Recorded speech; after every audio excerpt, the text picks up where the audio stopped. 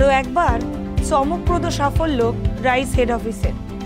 এক ঝাঁক তরুণ তরুণী সাফল্য লাভ করল সর্বভারতীয় চাকরির পরীক্ষায়। সদ্য প্রকাশিত স্টাফ সিলেকশনের সিজিএল, সিএইচএসএল, এমটিএস পরীক্ষাগুলির চূড়ান্ত তালিকায় স্থান করে নিয়েছে রাইস হেড অফিসের একাধিক ছাত্রছাত্রী। All the successful faces and persons behind this success, they are in same time.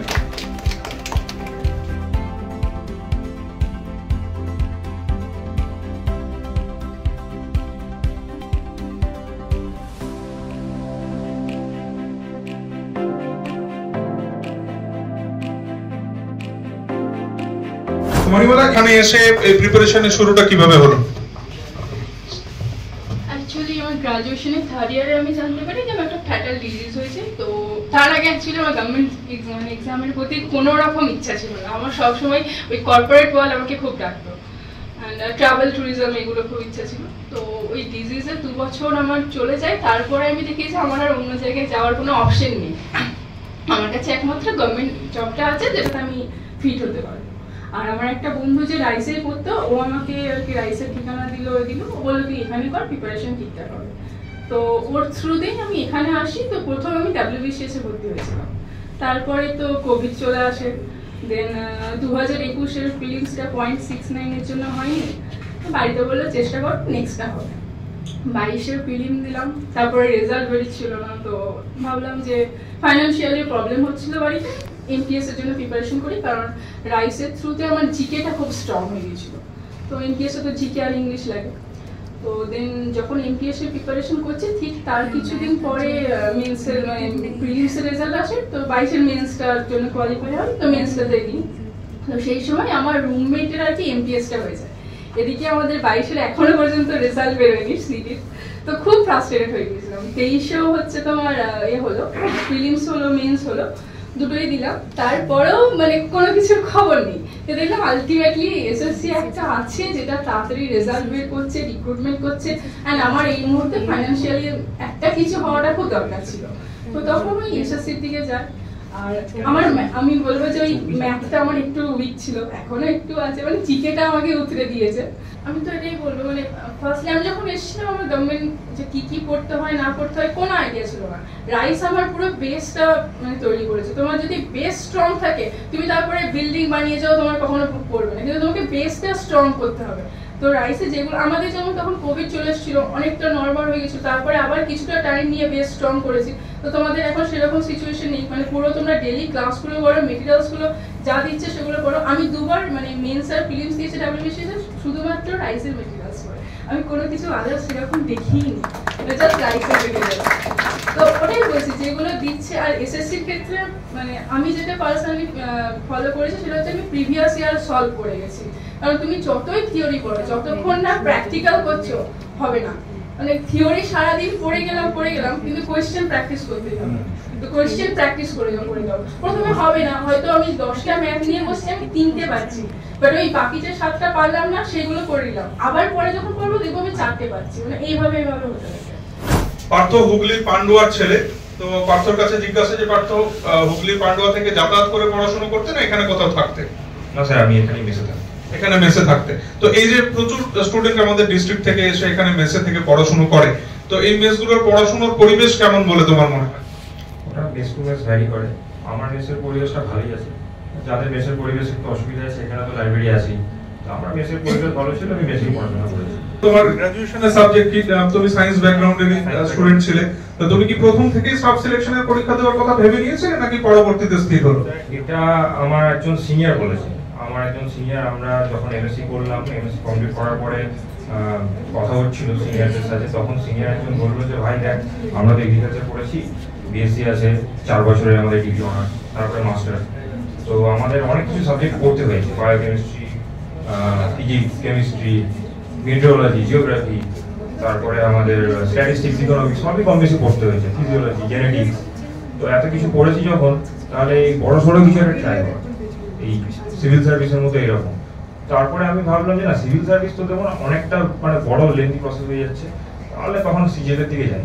এই সিজিএলের ব্যাপারটা আগে থেকে জানতাম, কিন্তু ভাবিনি যে দেবো বলে। তারপরে এই রাইস রেস এটা শুরু হয়ে গেল। রাইস রেসে যখন আমি কোর্সের ব্যাপারে জানতে পারছি, তখন দেখলাম যে টার্গেট এসএসসি সিজিএল বলে একটা ব্যাপার আছে, জয়েন করলাম। এখানে রাইসে টিচারদের গাইডেন্সটাকে ফলো করতে হবে সিনসিয়ারলি, অনেস্টলি, যেটা আমি শুরু থেকে করেছিলাম। একটু সমস্যা হচ্ছিল, কারণ রাইসে এত রিসোর্স আছে, ওগুলো প্রসেস করা সহজ কথা নয়। যারা প্রসেস করতে পারছো না বা জমে যাচ্ছে, তখন হজবরল হয়ে যাবে ব্যাপারটা। তখন একটা সমালোচনার জায়গা তৈরি হয়ে থাকবে, তখন এদিক ওদিক সার্চ করবো, শর্টকাট এই পিডিএফ এদিক ওদিক। কিন্তু প্রসেস করতে হবে ডে টু ডে বেসিসে। আমার জিএসে কোনো সমস্যা ছিল না কোনোদিনই, ওটা বরাবরই ঠিকঠাক হতো, যে কারণে এমটিএসটা একটা হয়েছে মোটামুটি। আর বাকি যেগুলো এই রিজনিং, ম্যাথ, এগুলোতে একটু প্র্যাকটিসের ব্যাপার আছে, তো এইগুলো একটু সমস্যা হচ্ছিল। কিন্তু জিএসটা নিয়ে কোনো সমস্যা হয়নি, কারণ ওটা আমার ভালো লাগতো আর ডে টু ডে আমি করে নিতাম। তো এত মেটেরিয়াল আছে রাইস থেকে, সেগুলো কিন্তু করতে হবে ডেইলি। নদিয়ার করিমপুরে রিকের বাড়ি, এবং সেখান থেকে পড়াশোনা, তার মানে রিককে নিশ্চয়ই এখানে মেসে থেকে পড়াশোনা করতে হয়েছে। হ্যাঁ স্যার, আমি মেসে থাকিনি, আমার এখানে একটা পিসির বাড়ি আছে। তো বাবা কখনোই মানে ভাবছিল যে কি হবে মেসে, কারণ অনেক সময় অনেক কিছু খবর শোনা যায়, তার জন্য আমাকে মানে পিসির বাড়ি যেহেতু কাছেই ছিল, আমি সেখানেই থেকেছিলাম, সেখান থেকেই পড়েছি। আমার মনে হয় রাইসে ফার্স্ট 1 থেকে 12টা এসএম দেয়, সেটাকে পুরো খেয়ে নাও, বলতে গেলে কষ্ট করে পুরো খেয়ে নাও, ঠিক আছে? ওটা লাগবে, ওটা তোমার বেসিক। ওটা যদি তুমি ক্লিয়ার করতে পারো, দেন আমার মনে হয় না তোমার কিছু আসবে। হ্যাঁ, কিছু কিছু এক্সট্রা অঙ্ক থাকবে, কিছু কিছু এক্সট্রা কোয়েশ্চেন পাবে, সেগুলো স্যার আছে, ম্যাডাম আছে, তাদেরকে বলো, তারা ঠিক একটা কিছু বলবে। বাট ওই 12টা এসএম দরকার, ওটা মানে এসেনশিয়াল। সাকসেসে শুধুমাত্র মানে 2-3টে মানুষ ছিল যারা কন্টিনিউয়াস বলেছে, তার মধ্যে আমার একটা মা। মানে এত কিছু করেও মানে বাবা বলছে যে এরকম করে হয়নি, কি এতদিন হয়ে গেল, কিন্তু আমার মা বলেছে তুই পারবি, তুই যে করে হোক পারবি, আমি জানি তুই পারবি, তুই হাল ছাড়িস না, থেকে যা, ওইখানেই থাক। এখানে আমি নতুন স্টুডেন্টদের একটা কথাই বলবো যে এখানে লাইব্রেরির এনভায়রনমেন্টটা না অনেক ভালো। মানে একটা মেসে থেকে হয়তো, যদি আমি মেসে থেকে হয়তো পড়াশোনা করলে হয়তো হতো না, আর বাড়ি চলে গেলে একদমই হতো না। তো লাইব্রেরিতে স্যার ম্যামদের সাথে কোনো কিছু ডাউট হলে জিজ্ঞেস করে নিও, লাইব্রেরিতে রেগুলার আসো, কনসিস্টেন্সিটা বজায় থাকলে নিশ্চয়ই পাস করবেই, কোনো সন্দেহ রেখো না। মানে আমার হচ্ছে না করে নিয়ে আমি একটা টাইমে এত বেশি ডিমোটিভেট হয়ে গেছিলাম যে ছেড়ে চলে যাব, সেখান থেকে আবার তারপরে পড়লাম, তো 1 বছরের মধ্যে দেখলাম যে এরকম হতে পারে।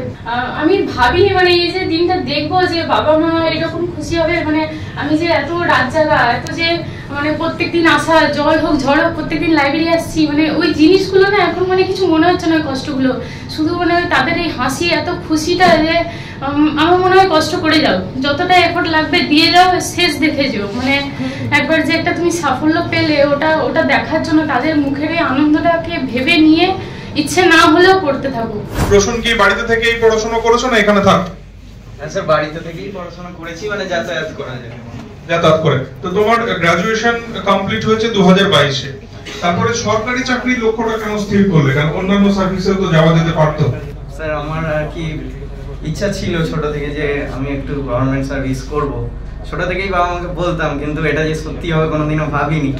তার জন্য ওই জন্যই রাইসে ভর্তি হওয়া, যে যদি আমি এটা সফল করতে পারি, সেই জন্য মন প্রাণ দিয়েই এখানে ভর্তি হয়েছিলাম, যে যদি করে দিতে পারি তাহলে ভালোই হয়, ওই জন্যই আর কি। রাইসের ভর্তি হয়ে সত্যি খুব ভালো হয়েছে, কারণ এখানে যেটা পড়িয়েছে সেটা সত্যি খুব ভালো, এবং আমার খুবই উপকার হয়েছে।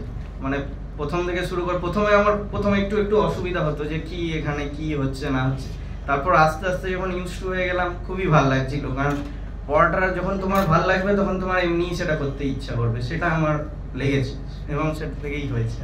কোনটা আমি করতে পারিনি এবং কেন করতে পারিনি, এবং আগামী যদি পরীক্ষা হয় তাহলে আমার কোথায় ইমপ্রুভ করার জায়গা আছে, সেটা আমার জীবনের প্রথম 2023-এর সিজিএল থেকে শুরু করে 2024-এর সিজিএল মেন্স, এটা আমি নোট করতাম। আর চাকরি পাওয়ার ক্ষেত্রে একটা কথাই বলতে চাই, যে কিরকম ছিল এই যে সিজিএল এর জন্য আমি এসেছি, হয়তো আজকে সিজিএল এর জন্য আসার কথা হয়তো নাও হতে পারতো, কারণ পরীক্ষা দিয়ে 18 তারিখ আমার সিজিএল ছিল, 22 তারিখ আমার একটা বিরাট লেভেলের একটা অ্যাক্সিডেন্ট হয়, এখনো আমার হাত ঠিক হয়নি, এখনো নার্ভের একটা প্রবলেম চলছে। এবং আমাদের মানে একটা ব্যাড লাক যে সেদিনকার টাইপিং টেস্ট আমাদের ক্যান্সেল হয়, এবং 31 তারিখ আবার মানে টাইপিং এর জন্য শিডিউল করা হয়, এবং আমি 27 তারিখ হসপিটাল থেকে রিলিজ হয়, এবং 27 তারিখ হসপিটাল থেকে রিলিজ হয়, আমি ভাবছি যে আমার হাতে আর 3 দিন আছে, কি করবো আমি টাইপিং টেস্ট। 3 দিন ধরে শুধু বাড়িতে এক হাতে টাইপিং প্র্যাকটিস করেছি এবং এক হাতে প্র্যাকটিস করে ওই শরীর নিয়ে আমি টাইপিং দিতে গেছি এবং 29 তারিখ টাইপিং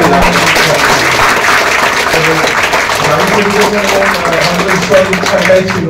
স্যাররা যেভাবে পাশে থেকে তাদের প্রত্যেকের কাছে আমি কৃতজ্ঞ, তারা প্রত্যেকে আমার প্রণম্য এবং আগামী দিনে হয়তো যদি আরো বড় কোনো চাকরির ইচ্ছা আছে অবশ্যই, যদি কোনোদিন পেতে পারি অবশ্যই আমি জানি যে তারা একইভাবে আমাকে সাহায্য করবে।